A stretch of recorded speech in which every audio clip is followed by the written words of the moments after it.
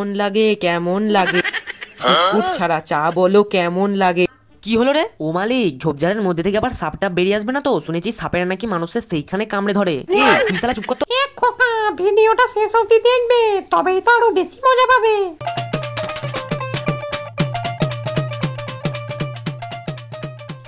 আরে ও মালিক, ও মালিক, কি হলো রে? কি হলো? শালা তোমার বুদ্ধি কি হাঁটুর নিচে থাকে নাকি? তুই সকাল সকাল আমার সাথে এরকম কথা বলছিস কেন বলতো? আরে তোমাদের রান্নাঘরটা সারানোর জন্য বাঁশ বাগানে বাঁশ কাটতে যাবে না? ও হ্যাঁ, তুই ঠিকই বলেছিস। দাঁড়া, আমি মুখটা ধুয়ে রেডি হয়নি, তারপর বাঁশ বাগানে বাঁশ কাটতে যাবো, ঠিক আছে? মুখটা ধুয়ে রেডি হওয়ার পর কেমন লাগে কেমন লাগে বিস্কুট ছাড়া চা বলো কেমন লাগে। কি বলো মালিক, আজকে তো বাঁশ কাটতে যাবে? হ্যাঁ, সবকিছু ঠিকঠাকই বলছিস, দাঁড়া আসছি।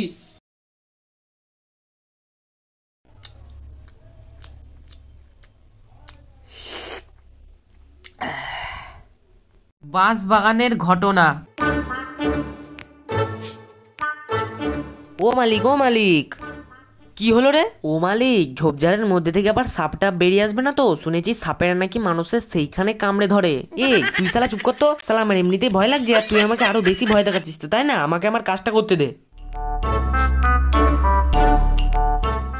শালা লোকের বাগানে বাঁশ চুরি করতে এসেছি, যদি শালা বাঁশ গাছের মালিক জানতে পারে না, তাহলে শালা আমার পিছনে বাঁশ দিয়ে একদম বাদর নাচ নাচাবে।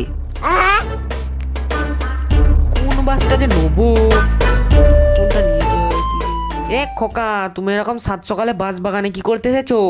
কেন, আমার হাতে কি রয়েছে দেখতে পাচ্ছিস না? আমি তো বাঁশ কাটতে এসেছি রে। তা তুমি বাঁশ কেটে করবেটা কি শুনি? কেন, লোকে বাঁশ কেটে কি কাজ করে তুই জানিস না নাকি? হ্যাঁ জানি তো, কিছু কিছু লোক তো আবার বাঁশ কেটে নিয়ে গিয়ে লোকের পেছনে গোজবার জন্য ব্যবহার করে।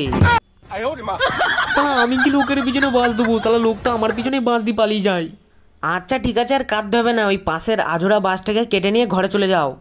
আচ্ছা ঠিক আছে, তাহলে আমি এই বাঁশটা কেটে নিচ্ছি। উড়ি বাবা গো, মরে গেলাম গো। এই লোকটা তো পুরো আমার সেইখানটাই কোপ মেরে দিল গো।